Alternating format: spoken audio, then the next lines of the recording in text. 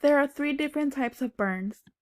The first one is called a first-degree burn, which is slightly burned skin, such as from a minor sunburn, and it becomes inflamed, worming, and reddening. The burn may swell up and will most likely start to peel a few days later. Any burn injuring only the epidermis is a superficial, partial thickness, or first-degree burn. It usually takes a few days to 2 weeks to heal with no scarring. The next burn is called a second-degree burn. It is a burn that destroys some epidermis as well as some underlying dermis. This type of burn tends to form blisters. The injured region becomes moist and firm and may vary in color from dark red to waxy white. This kind of burn occurs as a result of exposure to hot objects, hot liquids, flames, or burning clothing.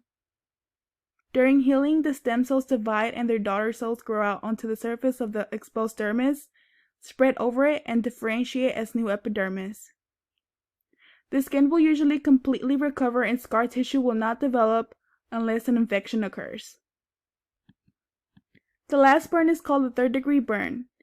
It is a burn that destroys the epidermis, dermis, and the accessory structures of the skin and is classified as a full-thickness or third-degree burn. The skin becomes dry and leathery, and it may vary in color from red to black to white. A third-degree burn usually results from immersion in hot liquids or prolonged exposure to hot objects, flames, or corrosive chemicals. The healing occurs by the growth of epithelial cells coming inward from the margin of the burn. If the injured area is extensive, treatment may require removing a thin layer of skin from an unburned region of the body and transplanting it to the injured area. This procedure is called allograft, which is a transplant within the same individual. The allograft procedure helps prevent infection and preserves deeper tissues.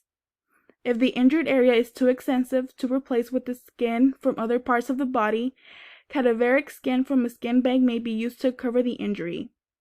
Regardless, this kind of burn can leave extensive scars.